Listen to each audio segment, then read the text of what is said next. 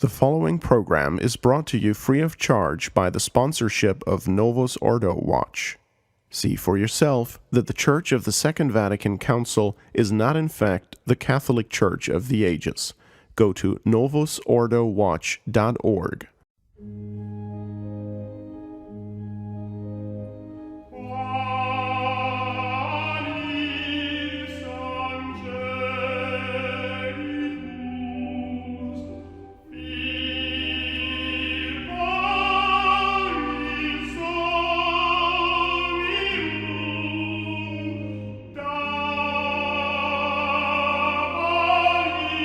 The following is sponsored by our YouTube members in the Immaculate Heart of Mary Guild tier level. This program, along with all the rest, are made possible by our members like J. Luis and Michael J., who enable us to produce truly Catholic content, as well as supporting the clergy who are vital to our work. We sincerely thank them for their support and would like to ask you to please remember them in your prayers. Welcome, ladies and gentlemen, to Work of Human Hands on the Restoration Radio Network. I am your host, Justin Soder, and this evening I am joined, as always, by Father Anthony Cekada, the assistant pastor of St. Gertrude the Great Catholic Church in Westchester, Ohio, and author of the book, Work of Human Hands. Father, it's a pleasure to have you back on. Nice to be back. Well, Father, it's been June since we last did our show, Work of Human Hands 5, and tonight we proceed on to number 6, which covers chapter 7 of your book, which is entitled Ready for Assembly.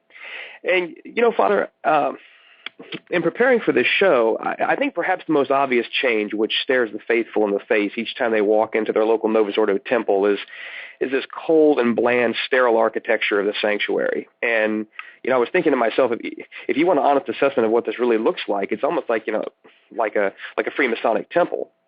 But or like an airport sometimes. So absolutely, yeah. But, you know, you say in this chapter that, quote, material items connected with worship convey a message about what occurs spiritually, unquote. So let me ask you to start this off with, why are elements of art and architecture and furnishings so essential in the liturgy, and why has its destruction done so much damage to the faithful? Well, we're creatures of body and soul, and the Catholic religion is sometimes referred to as an incarnational religion. That is to say that the Church uses material objects, material items in order to draw our gaze to spiritual realities and to spiritual things.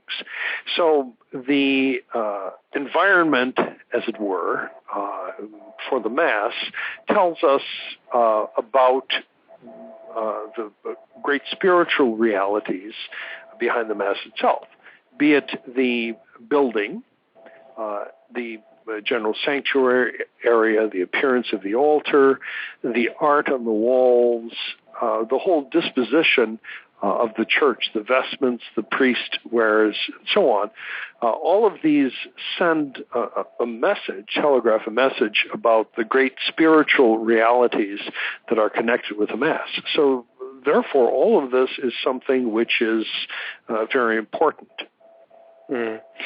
Well, before we dive into the whole meat of the episode, let's have a small conversation on some of the recent attempts that we have seen to, you know, spruce up, if you will, the Novus Ordo, to, you know, try to dress it up, you know, a little bit of lipstick and mascara. You know, we've seen in recent years, particularly with Benedict's penchant for, you know, dragging out the old beautiful Baroque fiddleback chasubles and the jeweled chalices. You know, we see this attempt to cover over the new rite with these beautiful liturgical items of the past.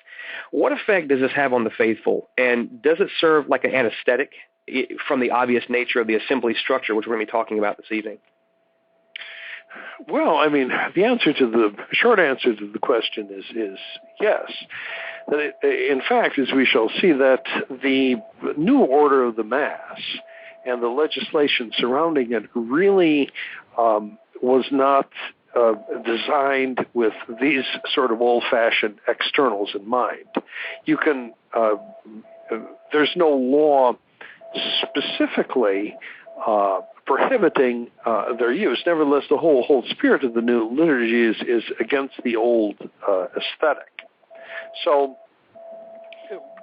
what you saw with Benedict XVI, who is a very cultured and a very refined man, was this desire to transpose some of these old externals on the new rite to give it an appearance of continuity with tradition. And he speaks in his writings in the 1990s, his writings about the sacred liturgy, about the importance of maintaining a certain traditional aesthetic. But ultimately, all of this stuff is alien to the spirit of the new rite. And we'll talk a little bit more about that later on in the program. So to start this off, Father, we're going to go into the first section of your chapter 7, where it's entitled "The Image of the Gathered Assembly." Now, we've given our listeners a lot of names so far in all of our shows of the cast of characters involved in these destructive changes, and we're going to add one more to that list, and that's a Father Alessandro Pistoia, who is a Roman liturgist and, of course, a Bernini Pal, and his vision for the quote-unquote liturgical environment and promoting a, quote, celebration in which the assembly actively participates. Can you talk about this, Father? Yes. Pistoia, as you mentioned, was one of Bugnini's helpers in Concilium, and in one of the articles in Bugnini's magazine, Notizie, he outlined, when the new Mass came out, the rationale behind the changes in the material requisites that were used for Mass, and indeed in the whole liturgical environment. Pistoia located the central idea behind the new liturgical aesthetic in Article 7 of the General Instruction of the Roman Missal. Now, we've talked about that before. This was the infamous definition of the Mass as an assembly.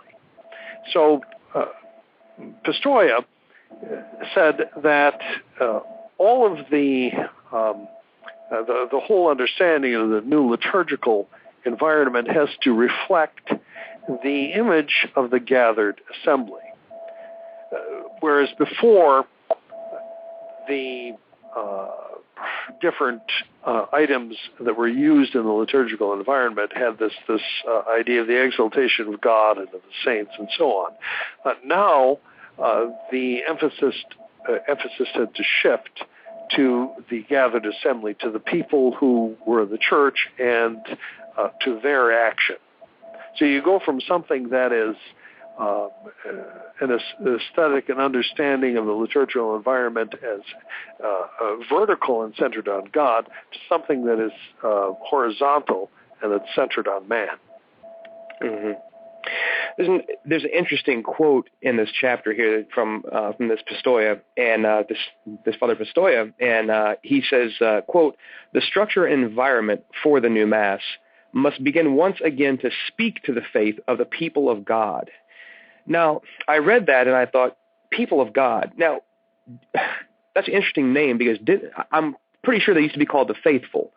And then I thought to myself, well, apparently they're either too stupid or too far sophisticated to appreciate or gain benefit from the old Catholic structure and environment. I mean, this really was sort of a supplanting of those old terms and that old understanding, was it not? Yeah, that's exactly it. The term people of God is a Vatican II term. The idea behind adopting the word people of God rather than the church is that the people of God is somehow broader than the Catholic Church. So this is an ecumenical buzzword. In fact, you find that theology reflected in not only Vatican II and subsequent documents, but also in JP II's 1983 Code of Canon Law.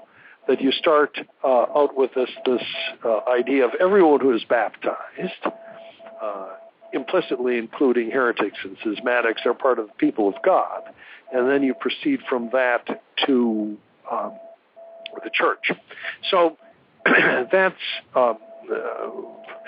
that idea and that theology is one that imbued the creation of the new Mass. The other point I would make with regards to the use of that particular term is A few shows ago, we talked about Louis Bouillet and about his influence on the modernist wing of the liturgical movement. His understanding of the liturgy was based on the Jewish notion of assembly and the idea of the convocation of the people of God. So the use of this particular modernist buzzword in the commentaries on the new liturgy by the authors of the new Mass is something that's very significant. They're pointing. They're calling our attention to something that was really very much a part of the liturgy. Of their modernist understanding of the liturgy, I would also point out that the expression people of God is now used quite a bit by Bergoglio, by Francis. That this pops up time and time again in his particular discourses because he is really a man of Vatican II. I want to take our listeners back for just a second, Father. We talked in previous programs about, this is one of the points you hammered home early in the book about the corrosive effects of deregulation as it came to everything, the liturgy, and now we point our attention to sacred furnishings. Tell us a little bit about what Vatican II Sacrosanctum Concilium said about the bishop's power to control and regulate sacred furnishings, if you would. Well, there was as it were, decentralization and deregulation, and a great part of the authority that had been hitherto exercised by the Vatican, by the Roman congregations, was devolved to the local bishops' conferences.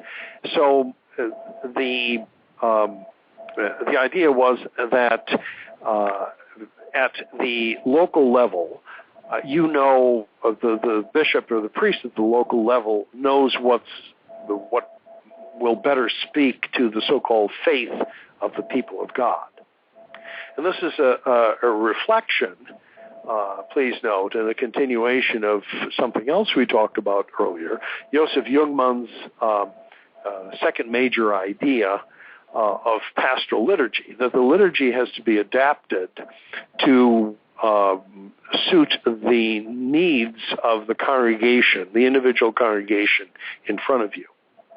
So this is turning the idea of the liturgy on its head. Instead of elevating people, educating them about the sacred liturgy and drawing them upwards, that you go for the lowest common denominator and you see what the people want.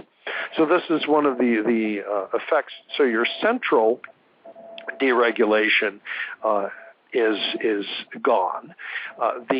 A great deal of the authority then is left in the hands of the bishops' conferences, who then in turn legislate actually very little and allow any priest pretty much to dispose churches, arrange the disposition of churches and what you put in them according to what he thinks his people will like.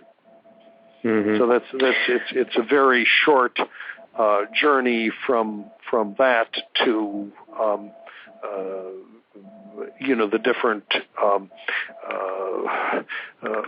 strange liturgical creations that we've seen in one church after another since Vatican II. Yeah, and you begin to see, Father, the language that came from the bishops' conference with this newfound authority when they made such decrees like that, quote, Christians must respect the primacy of the living assembly. Now, the assembly is living. I mean, you would think since the assembly is made up of people, they would be alive. But of course, if you visited a Novus Ordo, you may have question and doubt about that. But anyway, I guess my question would be, how are these words and this phraseology, the living assembly and all this, that, and the other, how is that the mechanism of action for creating an anything goes mentality, which obviously has been the logical result for what we see today in local Novus Ordo temples? Like, we see banners and posters and TV screens with bouncing balls and so on and so forth. Yeah, well, it makes it clear that what we're going for is the consumer liturgy, the lowest common denominator. So if the living assembly is the key principle, then everything in the church has to bow to that, as it were. So you have to simplifies and popularize and proletarianize whatever you have in the church. And this is you establish this as a general principle. Mm-hmm. All right, let's change our focus a bit here to something that I'm sure almost everyone is familiar with, and that is the idea of Mass being said facing the people. Now, this, of course, in my experience, this is probably the most heralded aspect of the new Mass that I've heard its supporters talk about throughout the years. And they'll always say that it's wonderful that the priest is facing the people and they feel so connected with the priest because he's not only speaking their language, but he's talking to them, he's facing them. Now, this speaks to the subconscious destruction that this action has had, Father, particularly in the minds of the faithful. The assembly. Because it shows that they have the central essence of the sacrificial nature of the Mass itself totally taken from their mind. So, to which I suppose we could say that the Reformers they've accomplished what they set out to do. This change, like several of the other Bernini changes and gutting of the Catholic theology of the Mass, was kind of cloaked in this ideology that we're returning to the early church. And we spoke about this in earlier episodes, or as they like to say, the primitive church, which we'll talk about later on in just a moment. But Father, it seems to me that few people really know exactly when this change occurred and what the process was to make that happen. Could you go into that? Yes. The notion of Mass facing the people and how it got to where it did in Vatican II was basically this, that in the left of the liturgical movement in the 1920s and 1930s, 1940s and the 1950s, there was this idea that for people truly to participate in the Mass, they had to see everything that was going on. So the priest had to face them.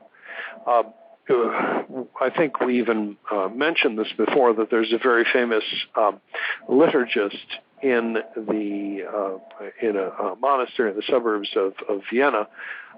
His name was Pius Parsch, and he had a chapel constructed in which he indulged his different liturgical tastes there, and among the practices he instituted there was Mass facing the people. You see this sometimes in older books written by members of the liturgical movement. There were churches that were constructed in Europe by members of the liturgical movement, and a few places even in the United States where the Mass was celebrated facing the people. So this was very much a hobby horse of the liturgical movement. So when the Second Vatican Council came along, this was in the air among very much among the members of the left of the liturgical movement. So as the Vatican II changes were being implemented, this was one of the changes that gradually was permitted and then in the practical order made mandatory. So you had this instruction, Inter Oecumenici, and it talks about how the main altar should preferably be freestanding to permit walking around it and celebrating Mass facing the people. So you make it an option, something that you can do by the way in which you construct the church. Then you have Paul VI himself talking about how wonderful this practice is, that the altar facing the people makes for a truer and a more communal celebration. It's easier to participate if you have this. So there is this legislation permitting this, and eventually pressure to do it. So finally, in most dioceses, throughout the world, virtually all dioceses, it was decreed that the priest should turn his altar around, have Mass facing the people. And the priests, for the most part, followed these regulations. Some didn't, and I know of a couple of cases where priests were actually removed because they refused to do it. So this became the new norm. Well, what I found fascinating, Father, about that Paul VI quote, when he said that it makes participation easier, my first question was for who? Because, if the faithful are sitting in the pews, how does that make it easier for them? And I think this points to something deeper, which is, yes, if you're going to invite a gaggle of people up around the table, then it probably does make it easier. Well, the idea, remember, though, in the modern understanding of liturgy, is that the only participation that is true participation is when you are saying or singing something aloud altogether. Mm-hmm. So, in that sense, if you understand participation in that sense, that, yes, that is true, that the priest president is the prayer leader, cheerleader, and he's going to be much more effective leading the cheers if he is facing you. You don't have the Cincinnati Bengals cheerleaders facing in the other direction. Rather, they're facing the assembled congregation down in the stadium. So, not that I've ever been to a Bengals game or seen a Bengals cheerleader, for that matter. But in any event. Well, let's kind of talk a bit about this, Father, because this is a central tenet throughout the chapter here. When you take the Father Cekada hammer to the fraudulent history of this idea that all of these changes. I'm glad you said hammer and not pom pom. No, hammer indeed. All right. Now, of course, if Bishop Sanborn was on with us, there might be some confusion there. Maybe I would have had to say pom-pom after all. But anyhow, this idea, and we've heard this over and again, and I think we sort of hinted at this in previous shows, that this idea of all these changes, turning the altar around, facing the people, blah, blah, blah, this was all going back to the traditional aspects of the primitive church, and this was the church's primitive practice.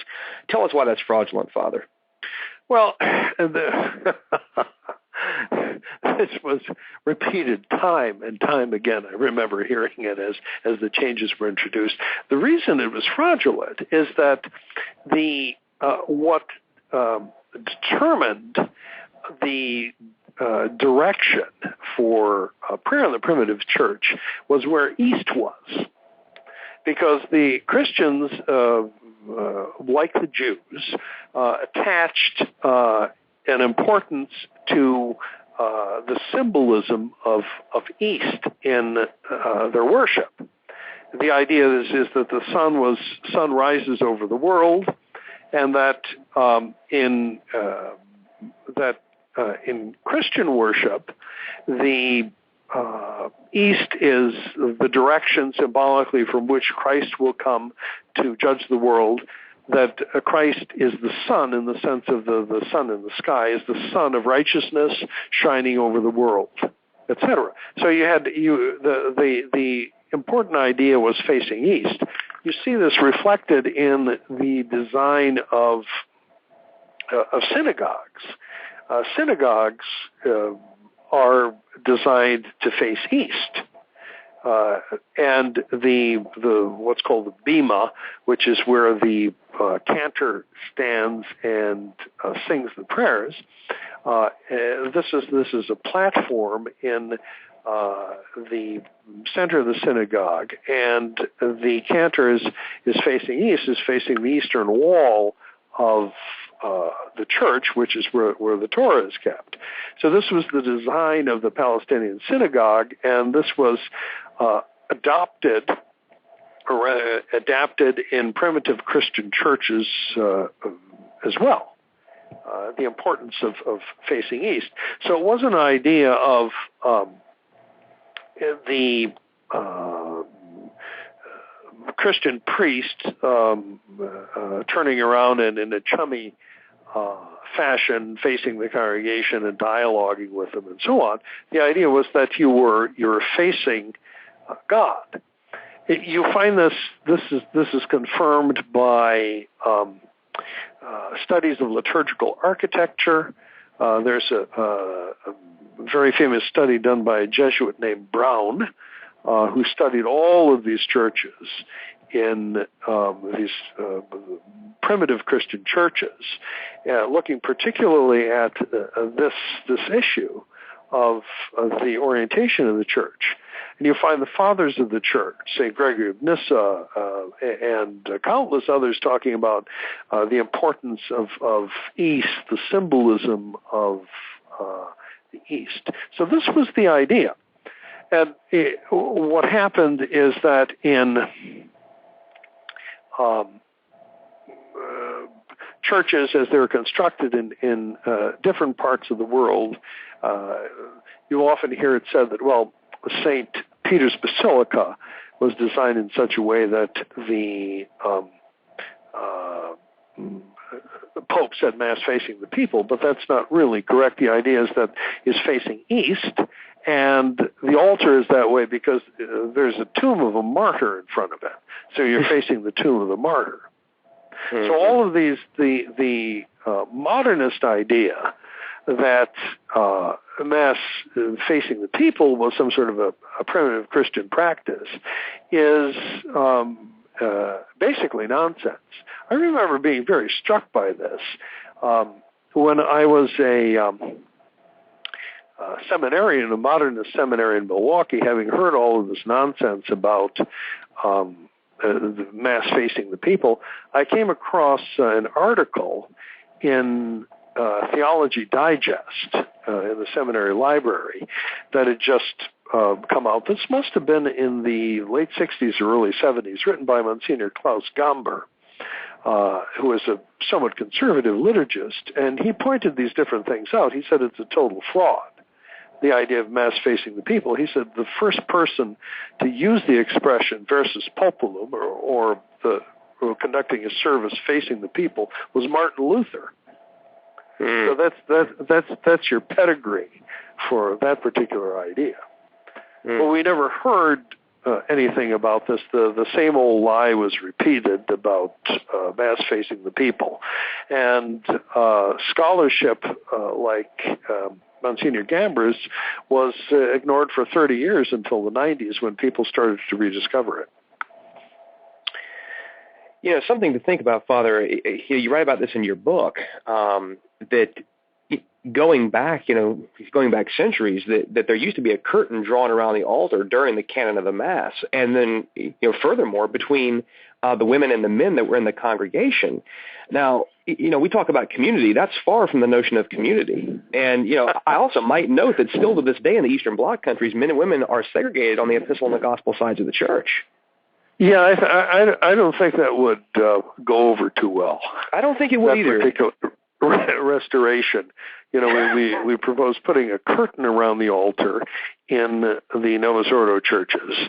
And I don't know how Father Chuck could communicate with the congregation, but then separate the men and the women. And Father, he does wear a microphone. So he does. Okay, yeah. But separating the men and the women, the only way you could pull that off is if the Liberal Women's Soviet, which runs most of the Novus Ordo parishes these days, if they got the gospel side, which is the more dignified side of the church, you'd have to give the girls that side. So, but. You don't hear anything about these types of restorations, or that, or say public penances for adultery. Those things they're not going to restore. But in any event, beyond that, Father, we moved beyond that. We've gone beyond that, as they always say. Yeah. A little bit more, Father, about this fraud of the idea of returning to the primitive church. You write that even Boyer and Jungmann themselves knew that this was a total fraud, and you quote Jungmann when he was writing about the nature of the Oriental rites, as saying that they had never tolerated Mass facing the people. And this is an interesting quote from him. He says, quote, "This is worthy of note, because these rites have generally preserved the primitive traditional practices of the church most faithfully. So, they knew what they were doing. Well, yeah, both Jungmann and Bouillet knew what the history was. In fact, the cites to Father Brown's book that I got came from Jungmann. And this was, sort of a revelation that even he admitted it. And then Bouillet wrote a book after the liturgical changes were starting, complaining about this false notion of Mass facing the people. But by that time, of course, it was everywhere, and he was regarded as a bit of a crank and a complainer anyway, even though he had a number of admirers. But these people knew that it was fraudulent in any event. But that didn't prevent the program from being sold as a return to primitive practices. This next little portion here, this is a tidbit for our listeners who are the reform of the reform mindset, if you will. It's interesting that one of the most prominent apologists for Versum Populum was Joseph Ratzinger. Could you talk about this, Father? The watchdog of orthodoxy? Well, he actually he had his idea on that was that we should mix a little bit of Protestantism and a little bit of the Eastern sense of ad orientem and toward the having Mass toward the east. So he went. The idea is that he went back and forth on these two different ideas, and he tried to combine the Catholic ideas, features of the Catholic rite, with notions taken from the Protestant communion services. And as we know, something like that really doesn't work. So, well, I'd like to remind our listeners that you are listening to Work of Human Hands on the Restoration Radio Network. And I am Justin Soder, your host, joined by Father Anthony Cekada, Assistant Pastor of St. Gertrude the Great Catholic Church in Westchester, Ohio, and author of the book Work of Human Hands. Today we've been talking about the Mass as the Assembly a little bit deeper than last episode. We've been diving into a lot of the reforms from Vatican II, the images conveyed, the more of the deregulation, the corrosive deregulatory effects of Vatican II, giving power to the bishops' conferences, and so on and so forth.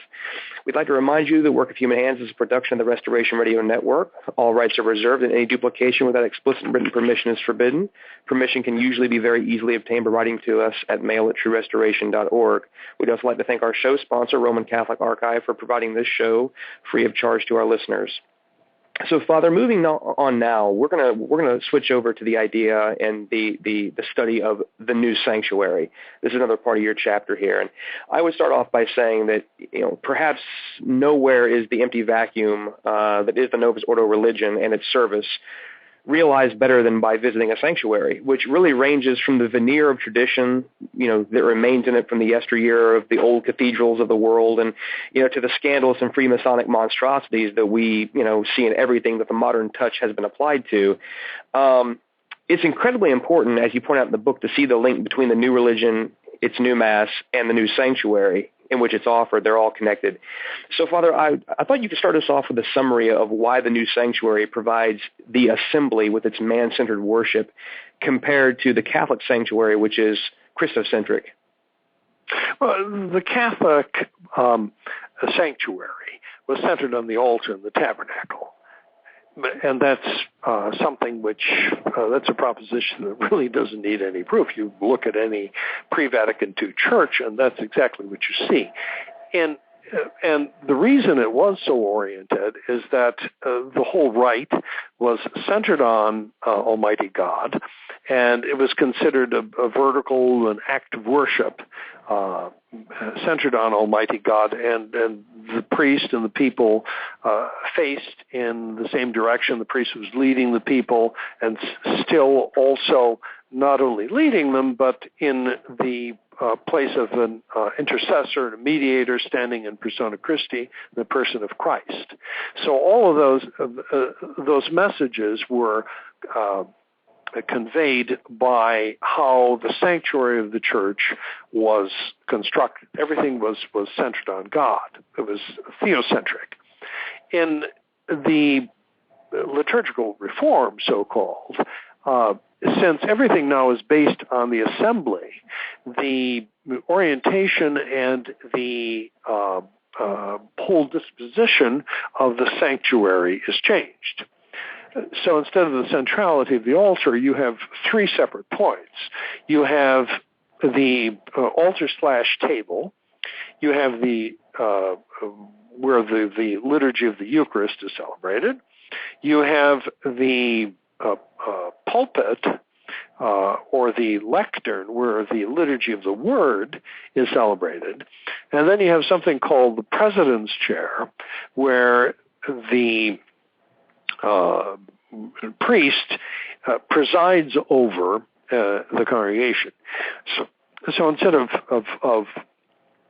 one focus, one theocentric, God-centered focus, you have three different anthropocentric focuses that are all directed toward the congregation, because the priest, as his president's chair, faces the people, the lector faces the people, and for the liturgy of the Eucharist, from the presentation of the gifts onward, the priest is standing at the table, also facing the people.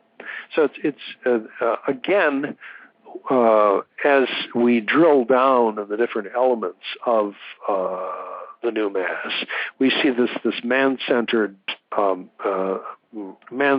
essence of it. Mm-hmm.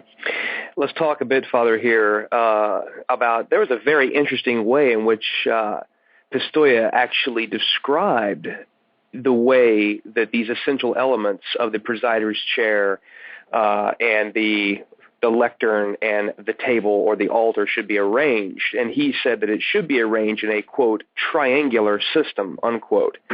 Now, I would say a note to all of our conspiracy theorists out there, yeah, we connect the dots too. Okay, we get it.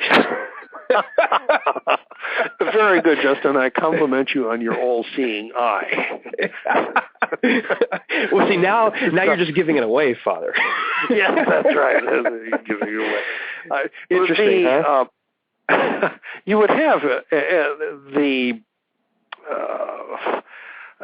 some churches that were designed by your crazier architects would have the table off to the side and the president's chair in the center. So you had these. You didn't even have the table in the center, but all this was designed, as it were, to go along with the theology of the new Mass. This tripartite, this triangular system. So. Mm-hmm. That's very interesting. One more point here, Father, that I wanted to cover, because I know it bears mentioning, was the abolition of the communion rail. Now, I remember when I first came to tradition years ago that it was, when I finally walked into a church that had a communion rail, I could not put my finger on it. I just knew that it felt right. There was really no, at that point in the game, I wasn't developed enough to really be able to explain why it felt right or why it was right, but I just had this interior, and I know we don't chase after feelings, but it was just this presence that having the communion rail was correct. Why was its destruction and taking it out of the church so devastating to the Catholic theology of the Mass and the belief in the real presence of the Blessed Sacrament? Again, it's the symbolism of it, that it was a symbol of a separation, as it were, between heaven and earth, that the sanctuary symbolized heaven, the holy place, and the nave of the church symbolized the world, and so you had this symbolic separation. To emphasize that the action that took place on the other side of this rail was something that was particularly holy and set apart from the ordinary. So that was the idea of the communion rail. very much so. We alluded to this before, that in Eastern churches you have the iconostasis, which is actually a wall with icons on it that is opened only at certain points of the sacred liturgy. Again, the symbolism of the difference between heaven and earth. In the West, this idea was transposed into sanctuary screens, also called rood screens, R-O-O-D. Rood being the Old English word for the crucifix. And these were ornamented gratings, or sometimes even walls with decorations on them, separating the sanctuary of the church and the monastic choir, let's say, of the church, and the altar area from the nave. So you had that idea in the West. We even have a symbolic rood screen here at St. Gertrude the Great, in addition to the communion rail. So all of this, again, conveyed the idea that there's a holy action that is going on. Well, Father, I want to give you a chance here to kind of do a small rapid-fire session here on the three essential elements and how they've changed. We're going to be discussing the altar with its altar stones and the lectern. That's actually 2 out of the 3. But let's talk a bit about how we've seen this change over the years. Talk about the crazy designs of the altars and what the requirements used to be for the makeup of material of the altar. And I would tell our listeners that if you want to get a picture, like a good before and after perspective, I think on Novus Ordo Watch has got a pretty good gallery of some of the crazy altars or tables and altars in the world that have come post Vatican II, and you can see a before and after, and it really, really illustrates what we're about to talk about. So go ahead, Father, on that. Yeah, well, the design of the altar was exhaustively regulated by all sorts of legislation in the pre-Vatican II liturgy. It had to be something made out of stone. It had to be consecrated. You had to have crosses engraved in it. It had to be fixed in a certain way. It was almost always rectangular. So there were all these different rules. After all of which were designed to emphasize the sacredness of the altar itself, connected with the action that was going on at the altar. After Vatican II, this legislation basically was thrown out. You started to see altars in all sorts of crazy and odd designs, square altars, round altars, altars done in a very abstract way. One common thing in the 60s was, or the 70s, was something of a butcher block type of altar. You'd have this big church, and there'd be like a square blonde butcher block in the center of it, which would serve as the altar replacement. In the Vatican, the altar of the confession, which is in the far end of St. Peter's behind the high altar, was redone, and there was an altar facing the people that was put in there, and it looked like a big giant anvil. I've seen that, yeah. Modern anvil. So there was this conscious idea to get away from the traditional dimensions of the altar. You had to have, it had to be made out of stone, some sort of stone. The modern legislation allows you to use wood or synthetics for it. In the old legislation had a distinction between what was a fixed altar and a movable altar. A fixed altar was one that was constructed in such a way that was permanent. All of its supports were stone. It went down to the ground and so on. And there was also a type of altar called a movable altar that you were supposed to use when you could not construct such an elaborate stone altar, but this itself was a piece of stone that was consecrated in a certain way that had relics in it, and this could be put in a larger wooden support if say, your structurally the church you had couldn't take a regular altar. But this was all regulated. Now the idea is you can make it out of any suitable material. The new legislation says, well, yes, the altar should be made out of stone, but then the bishops' conference can approve any other sort of solid material that they think is becoming. So what happened here is, with just a couple of words, the new legislation did away with 1,600 years of tradition by, in effect, making the stone altar optional.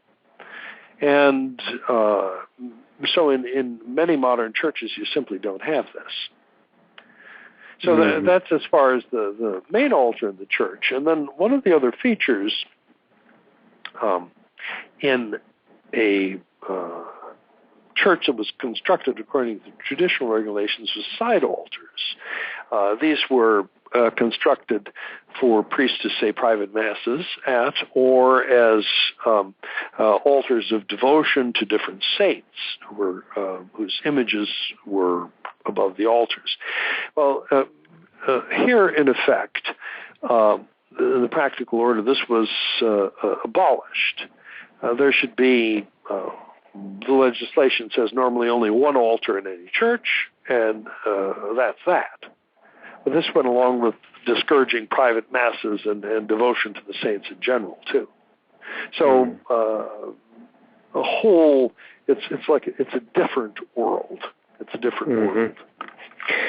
And in the altar, Father, itself, physically, there is an altar stone, which contains the relics of a martyr. Now, some of our listeners may not be aware of that, or they may be coming to tradition for the first time and really seeing the devastating changes. So maybe you could talk a little bit about the significance of the altar stone and why there are relics of martyrs inside the altar stones. First of all, the symbolism of stone is that is multiple. It recalls our Lord's body being in the sepulcher.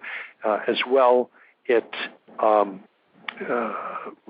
recalls the image of Christ, who is the true cornerstone of our faith. So you have there's this material of stone, and the symbolism that set into the stone in a traditional altar are some relics of the saints that are normally placed in a small container, small hole in the center of the altar, and then solemnly consecrated by the bishop, and then cemented in to the stone. Now, the symbolism of this and the historical origins of this was the celebration in primitive Christian times of Mass at the tombs of the martyrs in the different Christian cemeteries. The martyrs would be commemorated and prayed to on the anniversaries of their martyrdom, and the priest would say a Mass in effect on top of their tomb if he could, top of the martyr's tomb if they could. So there's an old tradition for this. Here, the new Mass deregulated this particular practice, that the diocesan bishops could, the legislation said, decide the suitability of retaining this practice by considering the spiritual good of the community, as usual, the lowest common denominator. So what happened, practically speaking, is that they did not, the practice of making an altar of stone constructing it out of stone, and then enshrining the relics of the martyrs was no longer followed. Mm-hmm. It's another option, but again, it's considered that it's not really anything particularly important. I would tell our listeners that if you ever have an opportunity to go see an altar consecrated, correctly and traditionally done, you should definitely go see it. You should go take a chance, because you may not get to see it again in your lifetime. It's that rare, but it is something beautiful to witness. It is a very, very elaborate ceremony. It is beautiful. And when you think about now that these new tables are just simply blessed and not even with the sign of the cross, as you say in your book, Father, it's just incredible to think about that, and to think about really what's been lost. Let's move on for just a second, Father, to the lectern or the ambo. Now, today we see a wide cast of characters which stand behind this, and most of them nowadays are unfortunately women. And talk about the significance of the role reversal that happened here, Father. So, well, what you have here is that the role of the priest is substantially diminished in the new rite. And the idea was that to get participation of the laity in the congregation, you also have to have members of the laity functioning, saying things and different things in the sanctuary of the church. So the pulpit, or rather the lectern of the ambo, then becomes the sort of the turf, as it were, of the lay person who is helping the priest with the liturgy. So this is the priest sits passively over in his little president's chair on the side, and other people do what he used to do, and they generally do it over at the ambo. So you have you have maybe someone doing a commentary, you have a song leader, a woman raising her hands when you're supposed to respond with the responsorial psalm. You have different men, laymen or women, conducting functions at the lectern while the priest sits passively by. So in the old days, the lectern simply has a practical function. It was where the priest went to give a sermon, and occasionally he would lead some prayers from it, but that was it, the lectern or the pulpit. But now it's actually, since we put everything in the Mass on the same level, since we put the confection of the Eucharist, the liturgy of the Eucharist, on the same level as doing a scripture reading, you have this equivalent physical thing for the altar at which the Word of God is read. Because the new theology says that, well, Christ is also present in His Word and in the assembly.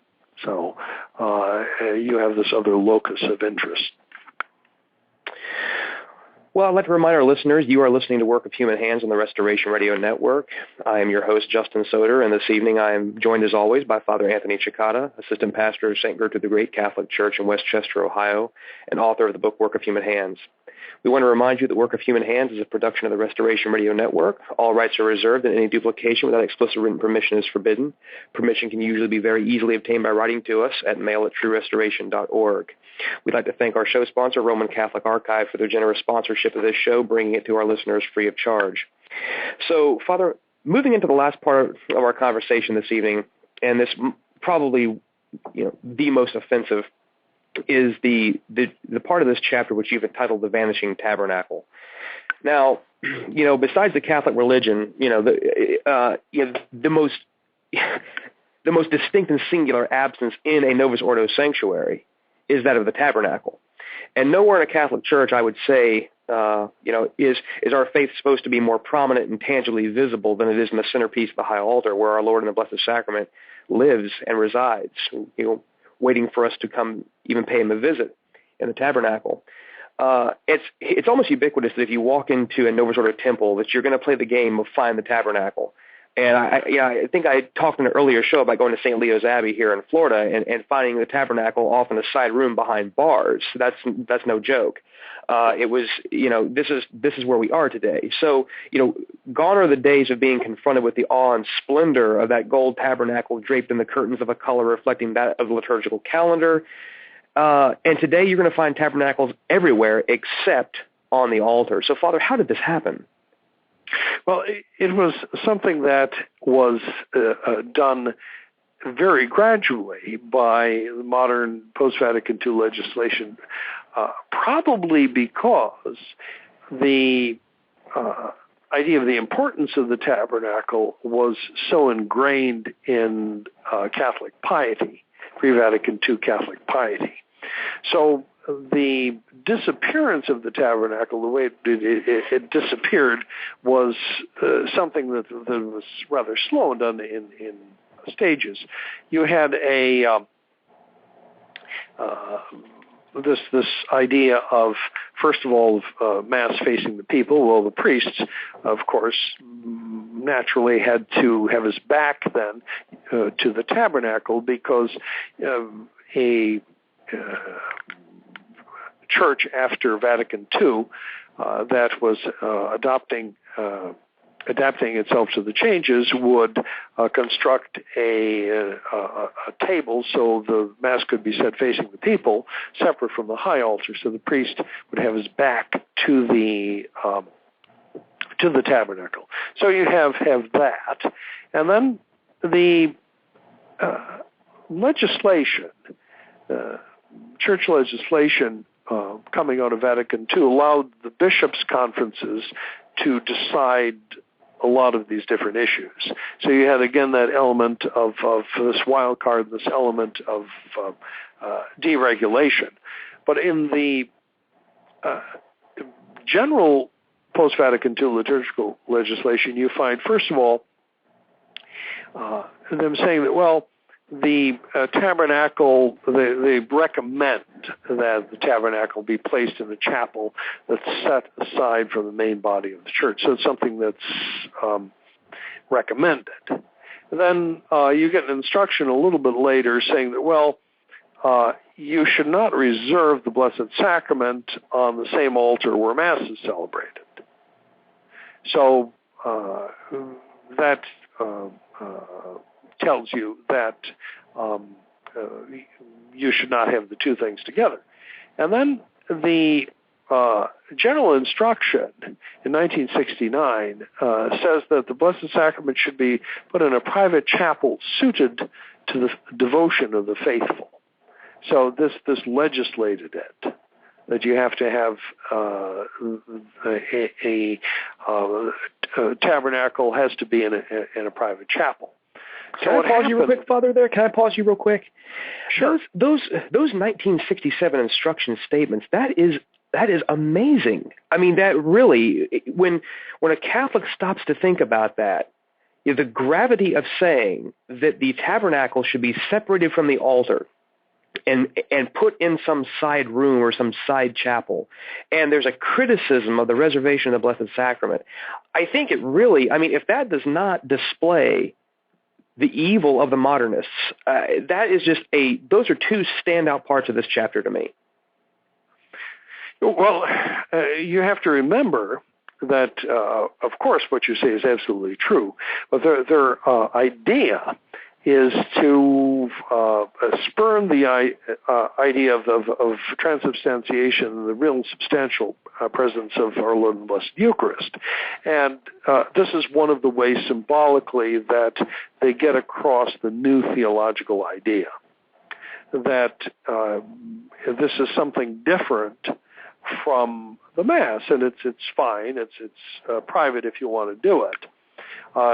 Our buddy, Father Pistoia, said that the reservation of Blessed Sacrament doesn't enter, on the high altar, doesn't enter into what he called the dynamism of the Mass. So you can see that it's a completely different theological world. Yeah, it's he's a show. boldly going where no one has gone before since Martin Luther, I guess. So, but this is against, of course, what Pius XII's teaching on this was. Now, this is another bit of an interesting aside. His discourse to the liturgical movement in 1956 scored a number of errors and criticized a number of errors, which obviously he found in the teachings of the left wing of the liturgical movement. So in this 1956 speech, there are a lot of things that he, in effect, condemns that will finally be approved by Vatican II. So he said that he quoted this anathema of the Council of Trent against the heretics who denied that it was good to have devotion to or adoration of the Blessed Sacrament, and he connected this particular idea, the idea of the heretics and their teaching that has been condemned by Trent, with the proposals to separate the altar where Mass is said from the tabernacle. And he said that you, by doing this, you're separating two things which are inseparable, and you can't do it, and it's wrong to do it. Mm-hmm. So this is it's an indication of exactly what the fact that these errors were floating around at that point, and that he knew about them. But yesterday's errors, heresies, after Vatican II, became today's orthodoxies. That should be on your website somewhere, Father. That should be like a little motto, a little quid libet there. That's good. Let's go on to further. One that won't get me into trouble. So. Well, we know you're on many trouble lists out there, Father. The radioactive Father Cekada. Let's talk about more casualties of war here. Statues and images. Statuary got the axe too. What happened there, Father? Well, I mean, they're not interested in the supernatural order. Your modernists are. Yeah, bluntly said. I mean, the basic idea there. But apart from that, the idea of devotion to the saints was something that was seen as old church, not really important. This idea of them interceding for us, the merits of the saints, and so on, as our intercessors in heaven, that this is simply not. This does not speak to modern man anymore. So the important thing is this theology of the assembly. And if you have a church full of statues and devotional altars to the saints, that distracts them from the primacy of the living assembly. Mm-hmm. So all of this has to go. And here, too, there was a progress, as it were, in the legislation of Vatican II, the post-Vatican II liturgical legislation, which reduced the to virtually nothing the importance of images of the saints. You see that reflected in the new ritual books, the new liturgical books for the dedication of a church, for instance. So this is all part of the package. So, and very much a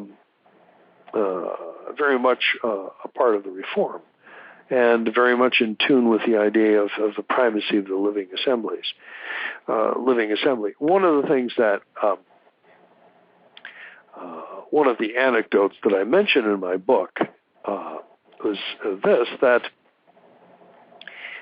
as I was researching work of human hands, I was going through very closely the magazine that Bugnini and the liturgical reformers had put together, the volumes of a magazine called Notizie, which means news, and it was put out to discuss the different details of the liturgical reform as they were being instituted. It was a dull magazine. It would be only of interest to, I guess, what you could call a liturgy geek for the different details and trivia that it contained. And so it was awfully dull, and it never had any pictures, with very few exceptions. One series of pictures it did have, though, was a church before and after the application of the Vatican II sanctuary rules, what you were supposed to have in the sanctuary.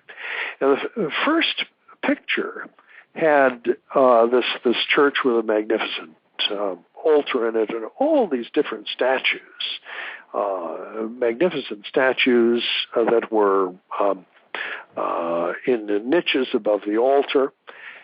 And this was the before picture.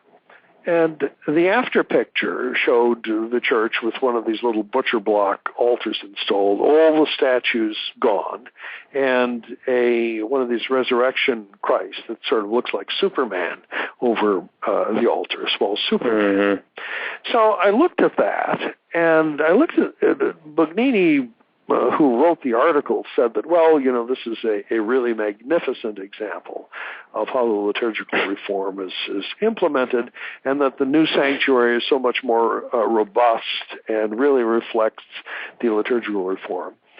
So I was contemplating this, and I thought, gosh, those statues look awful familiar. Well, it turns out that it was before and after picture of St. Stanislaus Church in Bay City, Michigan. And it turns out that we at St. Gertrude the Great managed to get most of those statues. And they are the ones that are in the sanctuary of our church now, adorning it. And I find it so supremely ironic that of all people, of all churches, that the statues whose disappearance Bugnini praised ended up in the most anti-Bugnini church probably in the universe. St. Gertrude the Great.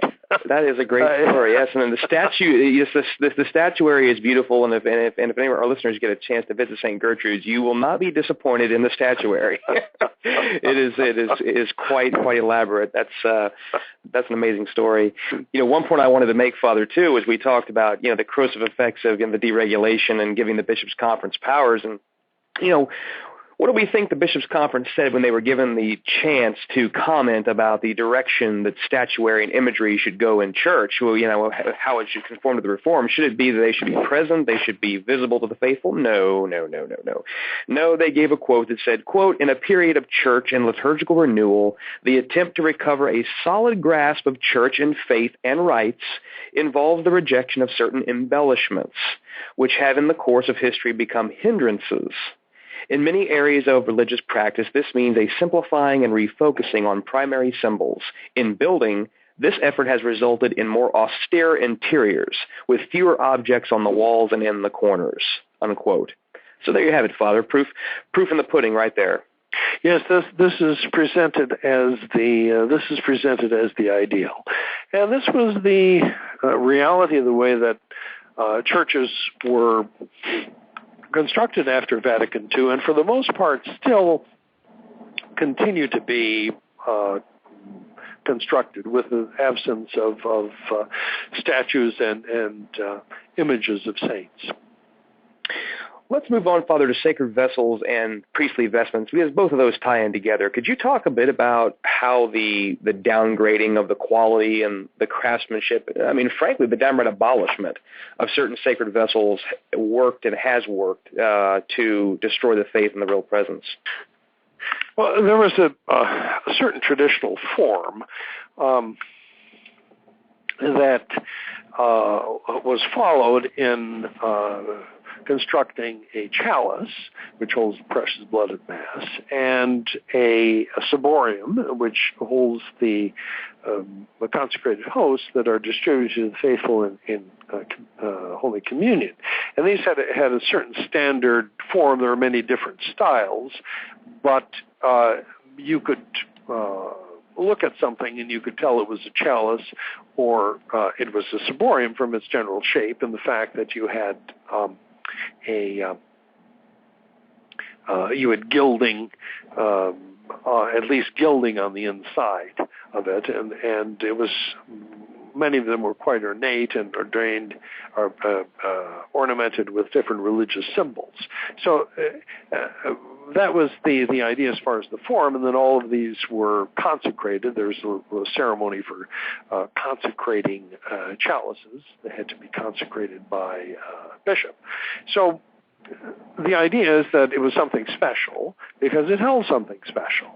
It held, these vessels held the body and the blood of Christ. After Vatican II, the idea was that, well, since we have turned the Mass now into an assembly supper and a meal, that we should change the forms of these different liturgical vessels as well. So you saw the construction of very, very simple chalices that simply look like cups, and ciboria that looked like flat plates. So the idea was everything was supposed to go along with the meal symbolism. So these items wouldn't necessarily be recognized as sacred objects. So this is a whole, if you look in the liturgical catalogs from the 1960s, you can see that this was pervasive, and all this was seen as being done in done consonant with the new legislation. And in many cases, you had all sorts of strange materials that were used for these liturgical items. They were often unrecognizable. Father, just as a point for our listeners who may not be familiar with what you said the inside of the chalice at least had to be gilded. Could you explain what that means to our listeners if they're not familiar with that? There has to be at least a thin layer of gold on the inside of the chalice, because that is the part of the vessel that holds the precious blood. So since it's the precious blood, we put the most precious material possible that we have there. I mean, so some of the Vatican II objects are just that you saw are just plain bizarre. When I was in the modern seminary in Milwaukee in the late 60s and early 70s, we had a recreation room where we could smoke. You would go in there and smoke and sit at the table, and everyone smoked in those pre-enlightened days. And I was sitting at the table talking with the sacristan, and was distracted by someone else, and I went to put my cigarette out in an ashtray while I was looking at someone else. Well, it turned out that he hollered because what I had been doing is he was on his way to the sacristy, and he had some of the vessels with him. And one of these patens actually looked like an ashtray. And I wasn't paying attention, and I nearly put my Parliament 100 out in this awful monstrosity. So that would not happen with a traditional patent or ciborium, I can assure you. No, it would not. Father Cekada is full of all kinds of old school stories here. This is good stuff tonight, Father. This is good stuff. Let's talk a bit about the changes in priestly vestments, and of course, I mean, everyone has noticed this. This is not anything that is going to shock anyone if we talk about this. I mean, if you've been to a traditional mass, particularly if you've been to a chapel or a parish that has been around for a while and they've had a chance to collect very nice vestments, I mean, you see the majesty and the elegance and the eloquence in the vestments themselves compared to going to a Novus Ordo and seeing these Novus Ordo presbyters wearing horse blankets and sackcloths and bed sheets and whatever it may be. Father, something that seems somewhat simple, but what does this really affect in the minds of the faithful? Or the assembly? What does this affect in the minds of the assembly? I see you had to reassemble your comment there. I did. I wasn't with it. Idea behind the change in the style was to convey to the people that now the liturgy is completely different, is completely updated, as it were, is completely modern, follows modern styles, accommodates itself to modern society, doesn't have these archaic symbolism, these stiff old vestments.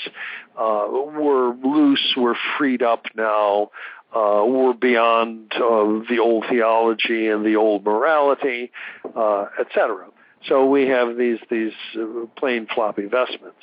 The idea, this actually is one of the ideas of Vatican II that condemns the idea, in effect, of vestments being elaborately ornamented. So that's something that you find in the documents of Vatican II. That's why the whole idea of reviving pre-Vatican II liturgical paraphernalia, liturgical frou-frou, is so ridiculous because it is against Vatican II. The idea that you would have a stiff Roman chasuble with all sorts of gold work and ornamentation is completely against the council. So they got these floppy, plain vestments to replace the old vestments. And this was to convey the idea very clearly that liturgically speaking, it's a different world. I point out in passing one of the differences between Ratzinger, Benedict XVI, and Bergoglio is that while Ratzinger got out a lot of the old stuff from the sacristy, a lot of the old traditional miters and traditional crosses, very heavily ornamented, or old chasubles that were heavily ornamented.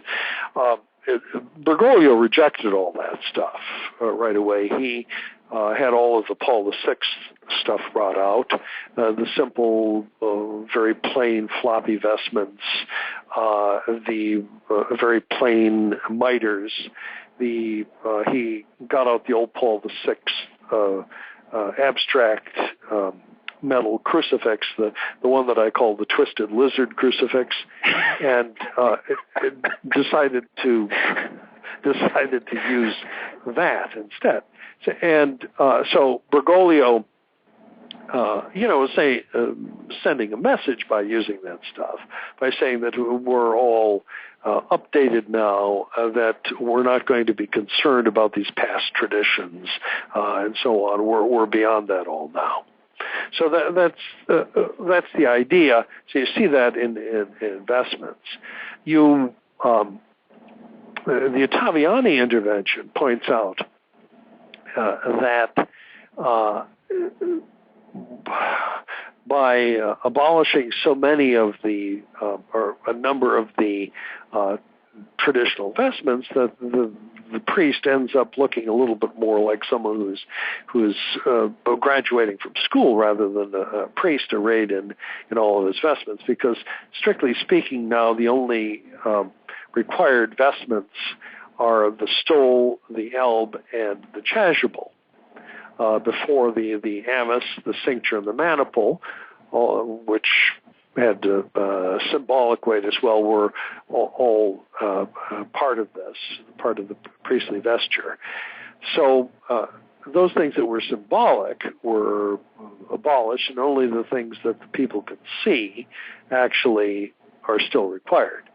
Even there, the Vatican legislation allowed the priest to wear a liturgical concoction that was called a chasuble alb, which was a combination of alb and floppy chasuble.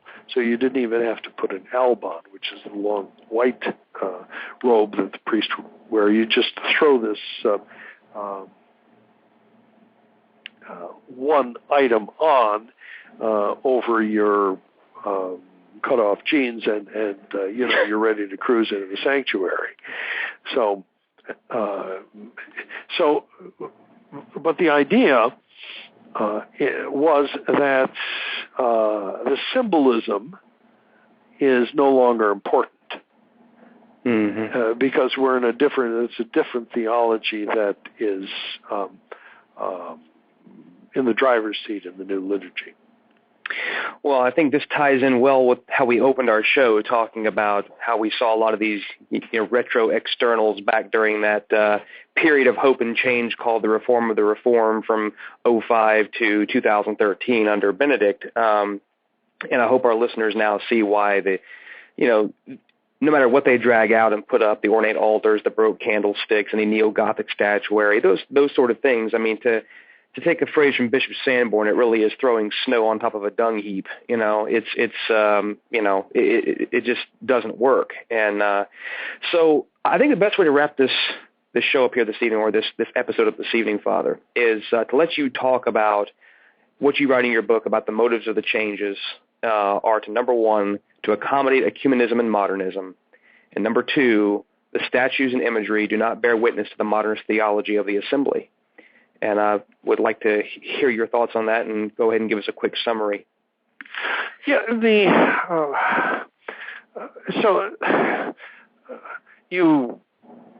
if you look at these things individually, you say, okay, well, it's a question of details, and you're hung up on tiny externals. That was one of the comebacks all the time that modernist clergy had for you in the 60s if you complained about this, that, or the other thing. But what happens is that the aggregate effect of changing all of these externals conveys a theological message. And the theological message is that the theology of the Mass has now changed.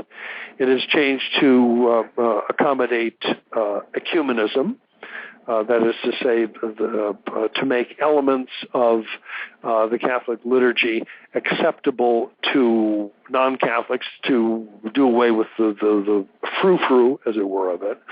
And secondly, to accommodate the modernist theology of the Mass, which is a Mass as assembly, that the old things, the old world of liturgy and theology has now passed away. We have evolved into something else. And the liturgical symbolism, the symbolism of the externals of the sacred liturgy, be it the general disposition of the Church, which should now reflect the primacy of the living assembly, be it the direction where the priest faces for most of the Mass, be it what goes to make up the altar, be it where the tabernacle is located or not located, be it what vessels are used or what the priest wears, that all of these symbols send now a different theological message, which is that the old theology is gone, the new theology of the Mass as assembly has arrived, and everything must reflect it. That as was actually said in a commentary in a booklet put out by a church in Cincinnati that underwent one of these radical simplifications and guttings and strippings and renovations, is that now the people are the real decoration in the church. And that about sums it up, I think. Mm-hmm. Indeed it does. Indeed it does. Well, Father, thank you so much for your time this evening. This particular chapter, I think, is another one of those nuts and bolts chapters that, the whole book is nuts and bolts, but I think this is a chapter that a lot of our listeners who have walked the journey to tradition all experienced. And, you've really laid out. And just to remind our listeners, we've just covered really the heavy lifting parts of the chapter, but there's so much excellent material in this chapter, particularly the part about priestly vestiture, where Father gives the prayers that the priest says as he vests for Mass, and it's really beautiful. And if you haven't picked up the book, it's definitely worth a read. If you're a liturgical geek, this will definitely tickle your liturgical funny bones. So, Father, tell us what's happening over at SGG Resources since we last talked in June. All right. Well, we have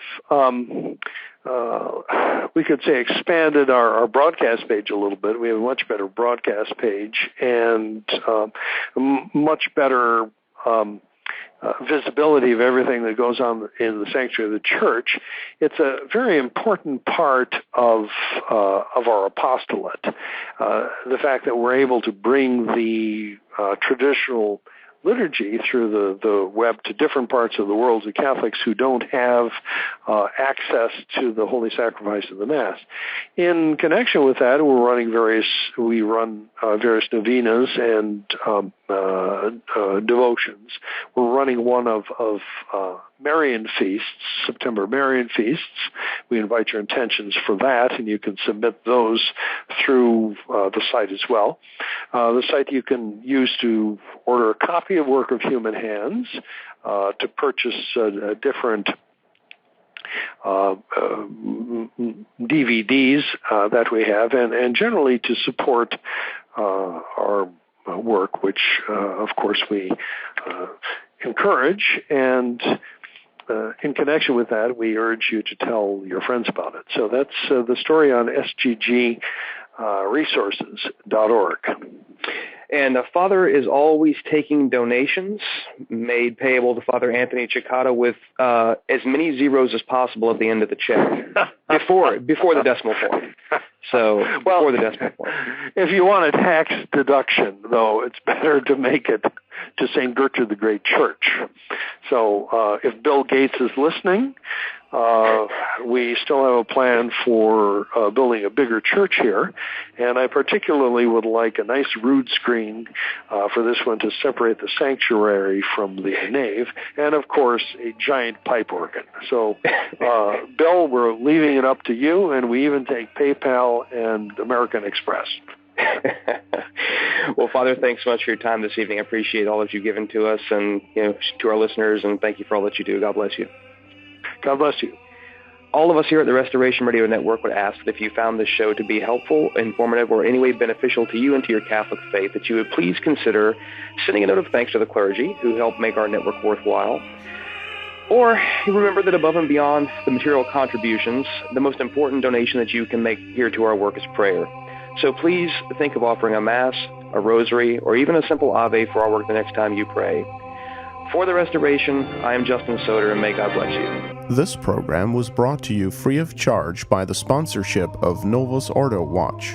See for yourself that the Church of the Second Vatican Council is not in fact the Catholic Church of the ages. Go to novusordowatch.org.